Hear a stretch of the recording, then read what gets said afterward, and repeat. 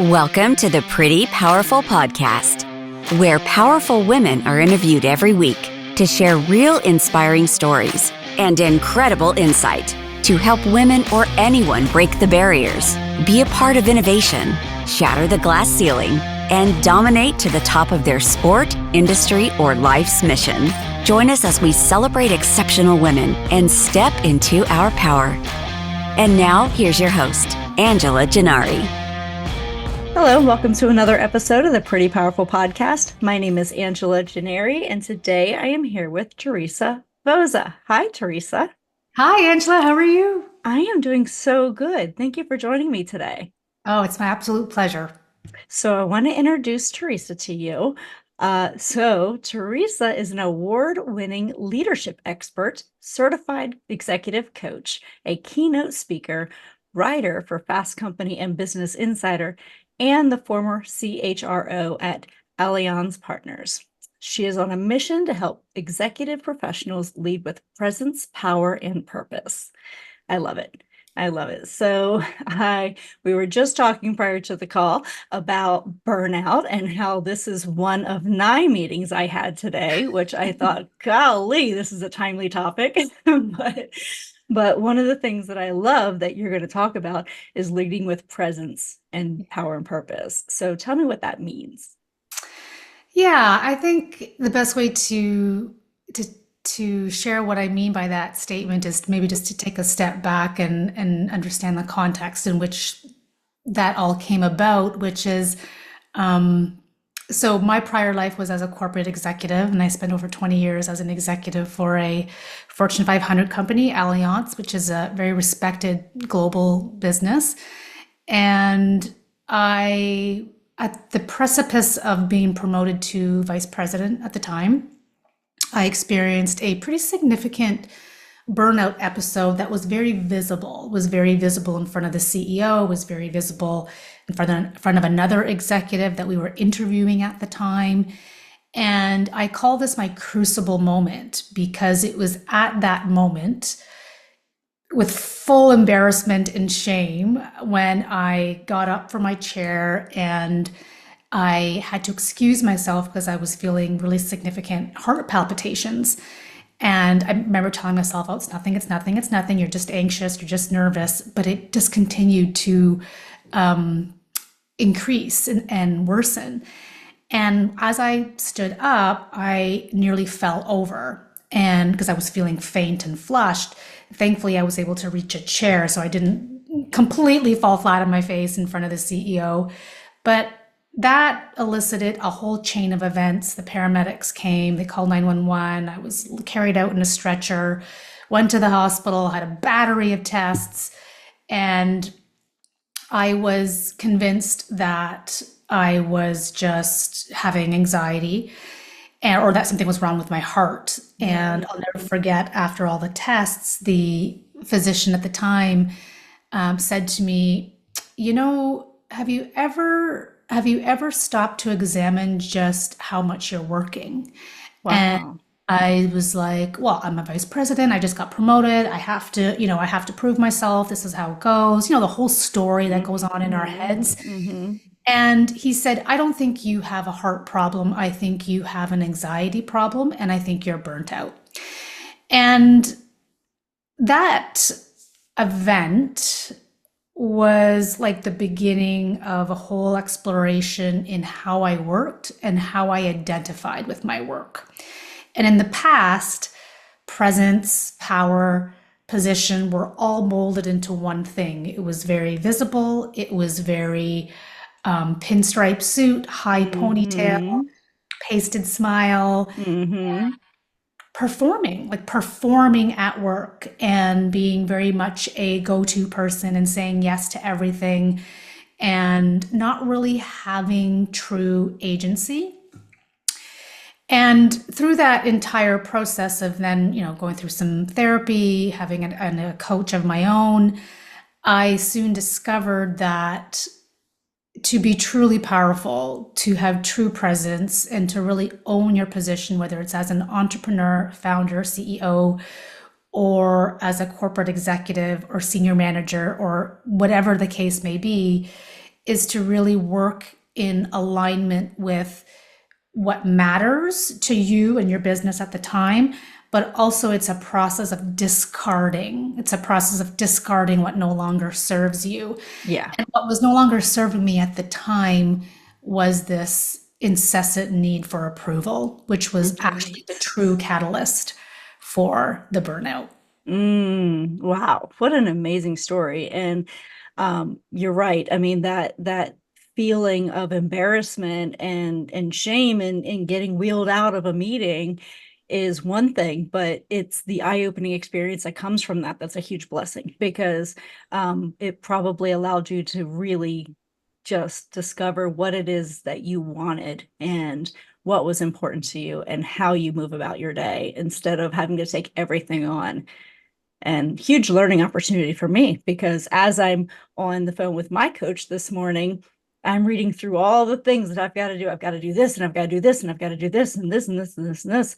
And she's like, what can be taken off your plate? And I'm like, nothing. And then you really start going into, you're like, kind of a lot. Like I could probably delegate a little, but it's that control. It's that I need to do it. I need to feel, like you said, that sense of approval. I think that really creeps up on us, especially as women, because we constantly feel like this imposter syndrome of I have to do it all, so they know I'm capable of doing it all. Yeah, that's such a good point. And, I remember vividly thinking to myself, enough is enough. I remember just having this like inner voice at the time bubbling to the surface that was like, the buck stops here, Teresa. Yes. And I remember that so vividly because it was so palpable. But, you mentioned control. I think, yes, it was control, but I think, my display was pretty splashy. There was a paramedic, there was a stretcher, there was a whole thing. But 90% of the time, and especially with the women that I coach, that or men, is that's not necessarily the case. It's just an accumulated level of micro stresses that reach a point where you're either snapping at your partner, or you're not working out anymore, or you're, saying yes to business with clients that are not really the right clients. Like, you just start noticing that you make more and more decisions that are not integral to how you would work otherwise, because your executive functioning is off and your cognitive ability is diminished, and so many other myriad of things are happening. But there's this, especially for women, I think this need to, and I know for myself, it was definitely this at the time, to be able to do it all. I had 2 young kids, I was commuting. I was the primary breadwinner at the time. Like, it was a lot. And I felt the control of having to keep it together. Yeah. Until you can't. Right. Until you break down and you burn out. And then you're no good to anybody, including yourself. Yeah, absolutely. And I think we do that all the time. I think we take on so many things, and then we feel like we have all these obligations, like you were saying, obligations to my children, obligations to my work, obligations. And, if you're volunteering at your kid's school, if you're doing anything with church, if you're doing anything in a community, like we have a hard time saying no, because we don't want people to be disappointed in us. It's that seeking approval thing. And to the point where we then have nothing else to give. Our cup is empty. We're not taking the time to, do what we feel is important to our core of what we believe. And if you're not, I love your word of integral. So tell me what integral means, because I feel like that's exactly what I'm trying to say. Yeah. Oh, I love the word, because it's the complete opposite of how I used to live. So when I think of integral, I think of where your personal and your professional, they integrate, they come together, they are one, and they're integrated. Whereas when I was growing up in the executive corporate-y world, it was very much your professional self and your personal self, and never shall the two meet. And we were encouraged, to be quite honest, I think in corporate business, it's changing now. You're seeing a lot more of a shift now. That's why the Great Resignation started to become so big, is because people were no longer willing to do that. But at the time, it was very much like, put your game face on, whatever happened that morning with your kids, whatever happened that weekend with your in-laws, whatever babysitting mishap came up, or elder care situation arose, that stays home. And when you come to work, you do not talk about any of those things. And I think that took a huge toll. I think on executives, because the rate of burnout increased substantially during the pandemic and then after the pandemic. But I think we were wearing that even well before, where we were no longer willing to work in an environment where we were not able to integrate our home lives with our professional lives and still be okay and still be effective producers for the company. So for me, integral is where the two coexist in harmony and are integrated, and that the employer has a role to play in acknowledging your personal life, and we have a role to play in acknowledging that our places of work should expect really good performance from us as well. Yeah. So I love this concept because everybody talks to me about work-life balance and you need more work-life balance. And I try to explain, I don't feel like there's a separation of work and personal. Like for me, my work, I'm passionate about my work, but I'm passionate about my family. And so why can't I have the two together? And That's so right. I like that you integrate them, because you can't just shut it off. It's really hard to leave one facet of your life that is a very large component, like your career, and go home and have it completely shut off, because I don't feel like that's a real thing. I feel like you carry, your personal life into your work and your work into your personal life. I agree. And I think that this is why you're seeing a lot more organizations now and embracing the educational component and the movement towards better mental health and listening circles and all the different things that we're seeing now. I think this is such a welcome surprise, but it's also a reason why I think, and it'd be interesting if you and I get into this because we're both entrepreneurs, but why we saw so many corporate executives leaving the workforce and starting their own thing. Now, I was one of those people. I left in 2020 or close to 2021. However, there's this expression that is often said in 12-step circles, which is wherever you go, there you are. And so if you're not addressing the roots of how you work and how you identify with production and ambition and success, what'll happen is you'll just carry those tendencies over into entrepreneurship and find yourself burning out or saying yes to everything and following the same pattern all over again as an entrepreneur, with the added burden that now you're in a results economy. So you only get paid for production. You only get paid for, what's the expression, what you kill. So it's really important to understand that and integrate the two in whatever path you follow, running your own business or CEO of a large company. Do you find that it's higher burnout on one or the other, corporate versus entrepreneurship? The rates, I haven't looked at the rates recently, but when I think back to like 6 months ago, the rates of entrepreneur burnout were high. Like they were over 60%. And what is it, like less than 1% to 2% even cross over that 7-figure mark? Or probably even less than that. And so I think what I'm seeing is a lot more entrepreneurs are asking themselves, what's the point? What's the point? Because either A, they're solopreneurs and they're doing it all on their own, or B, they're bigger companies and they have teams and they have payroll and they have the entire industry, but they are not well. And I've seen both types of entrepreneurs. And then I've also seen the ones that, I'd like to think I'm one of them that, is emotionally aware enough to know when you're sliding and to course correct. And I'm seeing a lot more leaders in both spaces, entrepreneur and corporate, that are becoming what I call psychoeducated. So they're educated about what's happening in their bodies under stress. They're understanding what's happening in their cognitive abilities.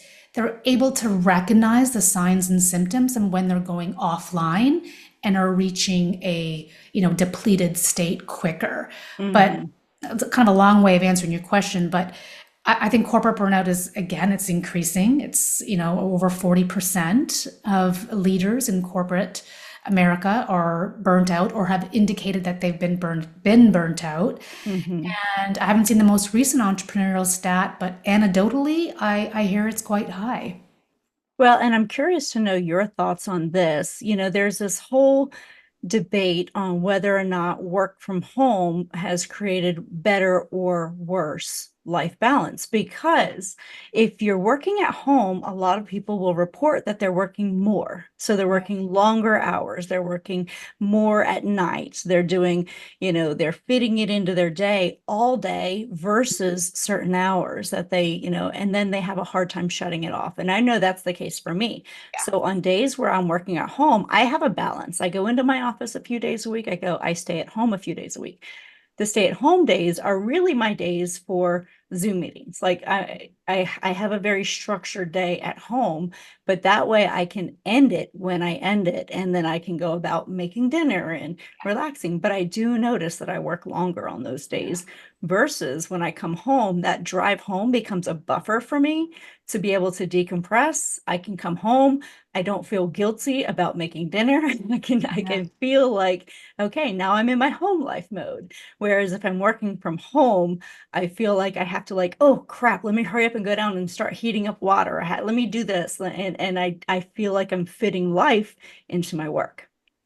Yeah, I mean, just on a personal level, Angela, I so relate. I Yeah. mean, I think you and I were saying just before we got on this call, Yes. I picked up my kids from camp and then I went and I did some dishes before Yes. So, I mean, I fit all these things in that I wouldn't otherwise had I been in an office. So I would say that what I've seen, and I think the studies support it, is that there's not a clear demarcation line when you are in a remote or hybrid setting. So what that means is, yes, you may be picking up a chore or doing something in between your days. So you're having all these breaks, which can be hard to then get going. And maybe also healthy, but at the same time, you have in the back of your mind, well, I can always just go back online later. Right. And that's something that I know I fall prey to. It's like, well, okay, I'm doing this between 1 and 3. I'll just go on once the kids are in bed or whatever it might be.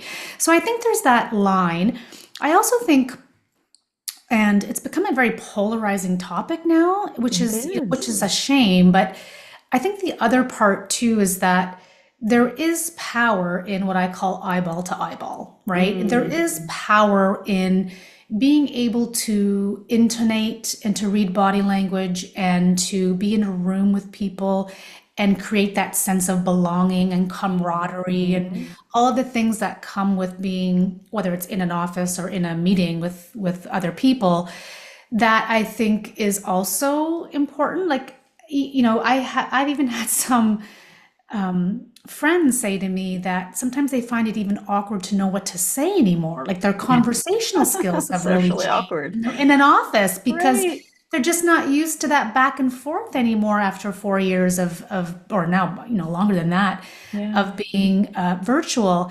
But I think that that's true. I think that because there's no clear quitting and ending time, unless you have the discipline or accountability structures in place to create one, like I have one with my coach. And so I commit, I'm off at 5 o'clock, I'm going to do this and whatever it might be. Unless you have those kind of personal limits or structures in place, you run the risk of keep going. And I think you see a lot more of that in home than you do in office per se. Yeah. And I mean, people will complain, well, I cut out, an hour of driving. So I have an hour more to work, that makes me more productive at home. But then, and so there's just, I don't know, it's hard to know which has been more overwhelming for people to be in work at home status or go to an office, because I can tell you, I mostly feel like a better mom when I go to an office versus when I work at home. Because Mm, I feel like if I'm working at home, I'm in my home office, but ignoring, mhm, what's going on outside of my office, my mhm. child and dinner and things, it's like, I feel like when I go to an office and then I come home, I'm more present at Yeah, home versus yeah, working at home. yeah. That's for me personally. Yeah, I mean, I'm a lot like you, so I Yeah. relate. The one thing I'll say though, because I do so much work with executives and their teams, Hmm. and in corporate, is that the people have spoken, Yes. whether we like it or not. Right. In I'm in Canada, but in North America, and I think what we are hearing loud and clear is that what has increased in importance is choice and Yes. Yeah. agency. And Hmm. I think, especially for mothers and for women, Hmm. I would hate to see us take a step back and not be able to create more bandwidth and choice and agency. And so, oftentimes, when I'm working with CEOs who will say to me, like, well, what do we do? I always like to introduce to them the concept of give your employees some agency in how they work, when they work, and what they will work on. Not the whole kit and caboodle, Hmm. but give them some agency and choice.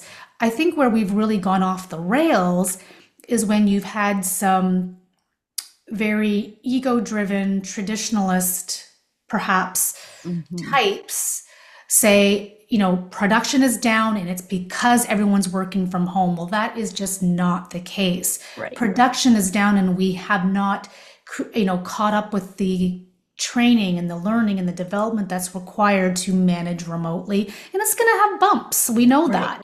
Right. But if you can keep some semblance of choice for people, Hmm. they will be much more inclined to say, okay, I will come in the office a couple of days a week.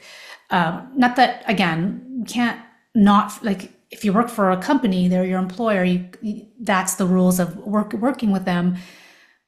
But in this tight labor economy, if we're not offering people choice, even at the senior levels, where I hear Hmm. people say, well, they need to be visible, they need to be in the office. No, no, no. Even at those CEO, SVP, VP Hmm. levels, they too need choice. So Yeah. give them that, and you'll have a much better time in attracting and retaining people. Yeah, I agree. I think having some flex days is important for our team.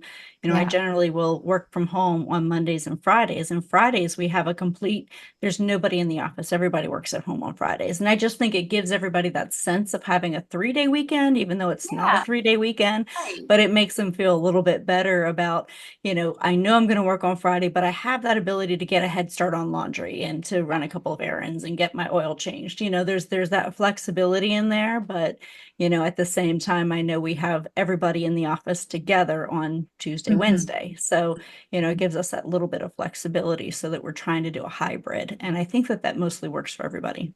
Yeah, and I like that you also bring in the people together because then Mhm. that creates cohesiveness, Right, right. right? And it creates like that social belonging and Hmm. it creates that sense of like we're all rowing to the same goal, as Yes. opposed to when we're increasingly fragmented. And I Hmm. believe we have become such an individualistic society, unfortunately, since COVID, that we run the risk of not bringing in innovation and creativity and all of those really great things that we need. When people come together, I think it can be pretty dynamite as Oh, I opposed agree. to I not agree. having people together. I agree, because when you start working in a silo, then you're relying on only your creativity, only your expertise, only your time management skills. And when you're working in a collective or a group, it just feels like there's so much more power in that ability to collaborate. Yeah, I agree. I agree. Yeah. So tell me about some of the obstacles that you've had to overcome starting your own business and going into your own company now. Yeah. I always start with the big one first, Yeah. being the identity shift was significant Oh, for me. yeah. So Mhm. it took me a good year and a half to 2 years before I fully made the transition. And I think a big part of it was a little bit of status, to be honest with you. Like, Really? here I am. I'm a chief HR officer and I work for a billion-dollar company and I do this. And at first it was like, well, who am I if I give this up? I'm just a solopreneur. I'm Right. just a coach, or I'm just a strategic advisor. And I laugh at this now because I totally don't feel that way anymore. But at the time, it was like a giving up of something, a giving up of history, a giving up of um, leading teams, of Hmm. having that global acumen and presence. Yeah. And so I felt like a bit of a loss. Here I was, I used to have teams, like days like yours with nine meetings, and Yes, all of a yes. sudden I'm like, oh, doodaloo, what do Uh-huh. I do today? I was fortunate in that my business took off pretty quickly, and I think a big part of that has been the fostering and nurturing of relationships over the years. Hmm. And I quickly then found out after the words that I needed to become much more intentional in Mm. creating relationships, working with people that I really am aligned to. Like, I'm a big believer that even as an entrepreneur, like, I only want to do work for CEOs and companies that I really strongly believe in. Yeah. And having that will, and also that, what's that word? Grit to follow through with that intention, was something that I learned about myself in the process. Because when you're an executive for a corporate company, you do what you have to do. There's not as much choice in agency as an entrepreneur. So that was another big shift for me is, okay, Teresa, you're going from a guaranteed paycheck every 2 weeks, leading at a very high level, managing large teams, Hmm. you creating the paycheck, you leading a team of one, now it's a couple, and you being the one that creates the relationship, builds a relationship, and does the delivery for in large part.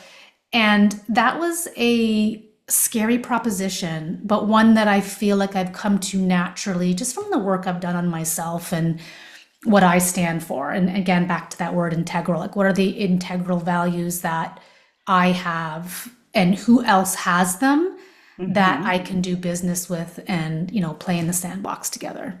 Yeah, I love that so much. And I can totally relate to your, this comment about status. Like when you're in a corporation and you say, I'm the vice president or I'm a director, they know you've worked really hard and you've gotten through a lot of layers Yeah. to get to that. You have earned that place. Yes. But when you're an entrepreneur, the hard thing about being an entrepreneur is that could mean anything, right? Like that could mean, like I hear all the time, oh, an entrepreneur just means you don't have a job. And I'm like, that's not like a true entrepreneur.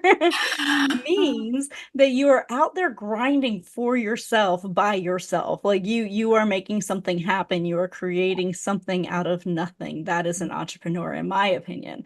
But Mhm. a lot of people will misuse the term. And I feel like it has just been generalized so Yeah, much yeah, that it's lost its allure of yeah. being an entrepreneur because so many people use it now when they're just kind of between jobs and, oh, I Mhm. might be trying to get this thing off the ground. Like there needs to be another word for that. There Yes, needs to I be something agree. where they have I to earn their agree. way into becoming an entrepreneur. But like, That makes me laugh because so my main platform is LinkedIn, and there was this mhm, great post that someone put up, and it was a business owner, a woman who also challenged this definition of entrepreneur. right. And she goes, there's this notion that we are, working a couple hours a day, Yeah. that we have all this free time, that money just, it just rolls in from, like, courses that we're creating or things Right. like, and she was like, no, no, no. And Right. she said, the first thing you need to know if you're going to be an entrepreneur is the one thing you're going to have to get really good with and comfortable with is ambiguity. There's Yes. so much ambiguity, and there's to the point where you're always thinking about your business. And I don't know about you, Angela, but I'm always thinking about my business. Always. And Yeah. there's days I feel on top of the world, and there's days I'm like, oh my God, Yeah. this is hard. Yeah. And I think, yeah, we need to challenge that notion out there, because the majority of us are creating success through our minds and our creativity and our study, and both mental discipline and cognitive discipline.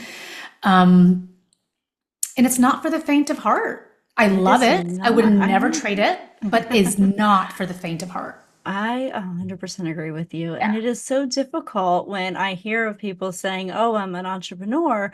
And, and gosh, that show Shark Tank, Mark Cuban says the best word, you're a wantrepreneur, not an entrepreneur. Oh, And I I never think heard that of that's that. so I love that. true. So he calls him a Entrepreneur. wantrepreneur. And I'm like, that should be the beginning. You should be a wantrepreneur until you've earned your place into becoming an entrepreneur. That's But right. that is something that, when people move from the corporate, once you've reached a certain status, then you move into being an entrepreneur. There's so many unknowns. You go from being, very dependable paycheck, know where your benefits are coming from, where who your higher ups are, who you delegate to, what the procedures are, to Yeah. knowing none of that. Yeah. You have you and you Exactly. only. And so, Exactly. mhm. I'll never forget the first time I tried to create a funnel, and I Oh almost wanted to gosh. like lose my marbles, because I was like, Yeah. what is this? What am I doing? I have no clue what I'm doing. And thank God that was the moment I decided to hire out. That's Yes. going back a while. But yeah, Yes. there's a lot of learning curves as Hmm. entrepreneurs. And I think that that's why it's also good to know about burnout, because Yes. especially as a solopreneur, when you're doing everything, when you're the admin and you're the tech and you're the creator and Hmm. you're the delivery person and you're the coach and you're the customer service, that's why we burn out, Well, because and too much. Yeah. Well, and I think that what we fail at as entrepreneurs sometimes is we feel like we have to do everything. And so, in our minds, it's no, I have to figure out how to design a website, and I have to figure out how to do marketing and sales and bookkeeping. And then I Yeah. have to also deliver on the service that I'm Yeah. selling or the product that I'm selling. And I have to be the shipping and receiving. And I have to be, Yeah. you have to wear so many hats. Yeah. But what ends up happening is, number one, burnout.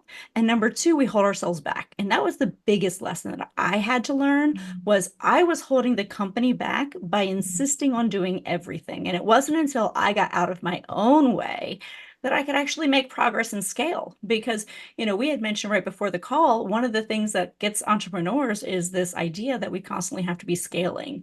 Yeah. And before you get to scaling, you are doing all the things and you're wearing all the hats and you're taking on all the tasks and you're doing all the everything. You're the janitor and the CEO, Yeah. but you're doing everything. You think you're at 100%. You think you're the best one who can do all of these things, but you're actually doing everything at like a 40 to 60% level. Yeah. And if you just bring one person in, even if they're not doing it at 100, if they're 80%, that's still twice as good as what you're doing it. So, Yeah. it's, Yeah. I know. yeah, It's like a process of letting go, it's right? so Like hard. the Yes. letting go. And it's, Yeah.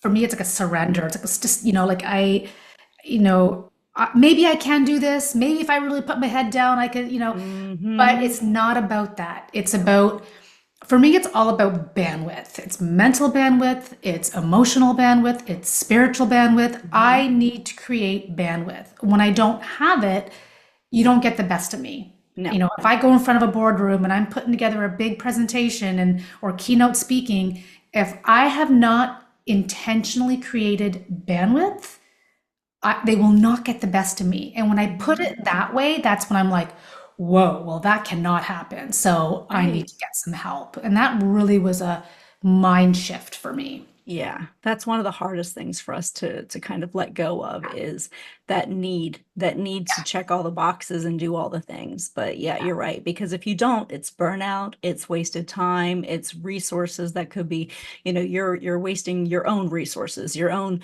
mental capacity to deal with all these different things. And that bandwidth is, I mean, you can't do anything if you don't have enough to pour back into yourself so that you can come out as the best version of you. It's the most precious thing we have. Yes. I think whether you're an executive or a businesswoman or a businessman, your bandwidth is your most valuable asset. Mm-hmm. It's not the incorporation, it's not the tools, it's not the frameworks that you have in place. Those are all assets too, but your bandwidth is the one asset you can't sacrifice if you truly want to grow, both as an individual, but also especially as a businesswoman or a leader.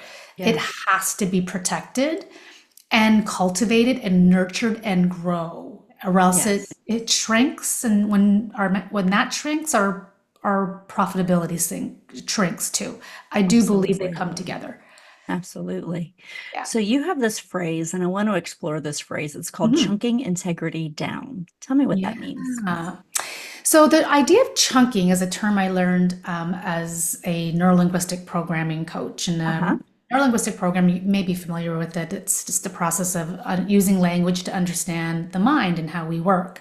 Mm-hmm. And so chunking down and chunking up, what it basically means is like looking at the bigger picture of something, Okay. right? So when you're chunking down, you're looking at the details, right? So there's a time for both.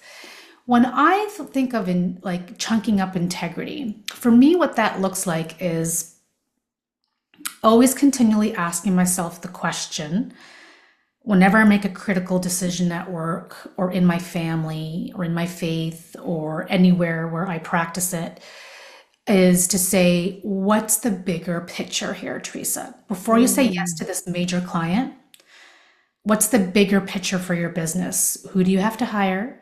What time will Mhm. this take away from your family? What travel is involved? What structures need to be in place? Like, what's the bigger picture? And for me, what that means is what's the truth? So, the Yeah. truth of saying yes to this business means X. The truth of saying no to my daughter's request to, take her out for a frappuccino, which is one of her favorite things to do, Uh-huh. means what? Like, what's the bigger picture? So I look at it much more broadly. And I think for me, integrity and integral living does mean consistently asking that question of myself. Like, what's the bigger picture here of saying yes or of saying no to this person, place, or thing? Okay. I like that. That is so interesting. Yeah, Yeah. because you're right. I mean, it might sound great in the moment, but when you really look at the bigger picture of what the opportunity means, is it really an opportunity or is it something that's going to cause more stress than is needed in your life? Yeah, like I always look at it as truth, right? Like, what's the truth about this opportunity? What's the truth about this client? What's the truth? And that allows me to go a layer deeper than I might have. Like, the Hmm. first layer might be looking at dollar signs. Yep. Second layer needs to look at energy Yeah. and what energy that will take from me or, out of me. I look at that a lot with price. So, Yeah. not that I like to determine anything with price, but sometimes those lower cost, clients will end up causing twice as many headaches because, Yes. they're focused on all the wrong things. And so, when Yes. you have a client who's also focused on the same things you are, Mhm. quality, service, results, these are the important things to them. And it's what you deliver and what's important to you, then you're in alignment. Whereas if you have somebody who's focused on, saving money and, what can I get out of, like, how are they focused and where are their values and is in alignment with your values? And if it's not, that's not a great client. And it was one of the hardest lessons for me because when you're an entrepreneur, you just want to book as much business as you can, but not all business is good business. You're speaking to something that I'm actually dealing with right this very moment. So that Mhm. was a perfect example, but that's just it. I think Yeah. it's every time I've thought about business that I've either turned away or the individual or the company said no to, deep down, again, when I asked that question, it wasn't business I wanted.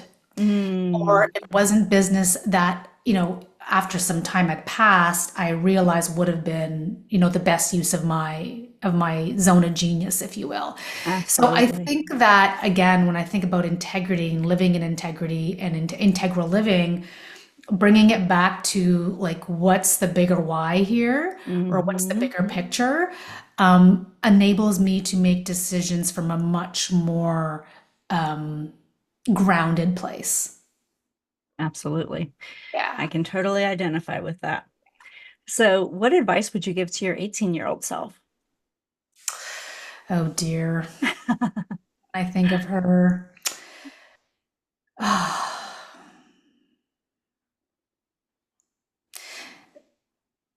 There will be a day when the things you worried about will cease to matter. Hmm. And I think back to my 18-year-old self, and my daughter's only 11, but she might as well be 18 because it feels like she's 18. But no, I always think about well, the advice I would give her is, you know, what do you want to do first Hmm. before saying yes? I think that's it. So much of my youth was characterized by wanting to please others Right. and do things in favor of their approval, even as an executive, even as a, Hmm. and so I would tell that young 18-year-old girl to, like, just for a moment, check in with you, with your body, check in with yourself and ask, is this what I really want? Before you say yes, ask yourself, is this what I really want? That would be something I would have probably been really wise to heed to when I was 18. I can understand. That makes a lot of sense. Yeah. So, one of the things that I talk about on this podcast is that we as women give our power away a lot. And, that can be accidental. It can be, well, I'm just going to let him have this accolade or her have this accolade or whatever it is. I know I worked my butt off for it, but, it is what it is. And we just disregard our own power and our own feelings in a situation. Can you tell me about a time that you gave your power away and then maybe another time that you stepped into your power? Yeah, what a great question. Yeah, I certainly gave my power away as a young leader. So when I was at Mm, that manager director level, at the time I was in what we'd call an only woman on a male team. mhm, mhm. And oftentimes I gave my power away by acquiescing to their demands. So for example, especially I'm thinking back to when I was a director working for a senior leadership team that was all male in an insurance company, and they would ask me to take notes, and they would ask me to get, Yes. they'd ask me to plan the office party, all the Mhm. traditional female-centric activities at the time. And it was a very misogynistic environment at the time, that though I didn't recognize it as much. I I believe I gave my power away by ignoring my intuitive voice and intuition that said, Teresa, this isn't right. Right. Yeah. So I think that was a big one. And then where I gained my power back, yeah, when I was promoted to CHRO about 7 years ago or so now, or 8 years ago now, um, I advocated for that. I advocated for my position. I advocated for my accomplishments. I didn't speak in theoreticals. I spoke in hard facts. These are the things I've done. These are the accomplishments I've made. These are the metrics that support what I believe is my value. And I believe that I am worthy and deserving of being promoted to CHRO. And I took my power back rather than waiting for someone else to notice me I'm over Hmm. here, which is what I would have done in my younger self, my younger executive self. I was like, no, I have enough here to be able to advocate. And so when I did that and I had that conversation, they listened, and Yeah. they gave me that promotion. So I think that was an opportunity for me to not wait for things to happen to me, but instead to go out and make it happen, with enough, humility and professionalism and tact as well. I love it because it's wonderful that you advocated for yourself. So many women are afraid to put themselves out there and to speak Yeah. to their accomplishments, or they downplay their accomplishments. There's statistics out there that show women will only apply for a job if they're, I want to say, like 100% qualified, where men will apply if they're like 60% Yeah. qualified. And so I love that you advocated for yourself. You had hard factual evidence. You didn't downplay your accomplishments. It generally has been not that way for many women. Many women don't tend to do that. And so I think that's fantastic. And I wish more women would just learn that, you have to advocate for yourself. You can't just hope somebody picks you like it's a kickball game. You have to go out and put yourself out there. I'm with you. I do the same thing with my clients too. Yep. It's not how the world works. Nope. And I think it's also not how we make a mark and Right. make a difference. Mhm. I think advocacy and sponsorship and all those kinds of things are really important for women, for Mhm. ambitious women, for pretty powerful women. Yes, absolutely. 100% agree. So I really enjoyed this. You have been just such a pleasure to talk to, Teresa. I have one more question for you. Sure. What do you wish more people knew? Oh, what a good question. About me or just about life? What do I wish more people knew? That a lot of wisdom and answers to your life and business most pressing problems reside in the body. That Yeah. if you tap into that somatic sense of understanding what direction to take, if you're still long enough and you're able to connect to what your body is trying to communicate, the answers do often reside. I don't think especially in corporate America or corporate world, we're not trained to move beyond the head and the cognitive, where I think a lot more wisdom and insight resides below within the body. And I think if we can train companies and leaders to help understand what that actually looks like and feels like on a day-to-day basis, you might find a lot of treasures, both from a production standpoint and from a well-being standpoint. That is fantastic advice. And to counter that, it's also really important that you note what your body is saying to you when something doesn't feel right. Oh, So when you've had to make a decision that is against your own value system, your body will generally tell you that too. that's 1000% right. I'm with you. Yeah. Mm-hmm. Well, thank you so much, Teresa. So tell people how they can find you. Yeah, I hang out on LinkedIn, so they can definitely find me there. They can also, my website's going to be completely changed, but the name will be the same. So teresavozza.ca, www.teresavozza.ca, and be happy to hang out with them there. Awesome. And I will make sure that we have all of her links on prettypowerfulpodcast.com as well. So thank you again, Teresa. You've been an amazing guest. All right, everybody, have an amazing day today. Bye-bye. Thank you for joining our guests on the Pretty Powerful Podcast. And we hope you've gained new insight and learned from exceptional women. Remember to subscribe or check out this and all episodes on prettypowerfulpodcast.com. Visit us next time, and until then, step into your own power.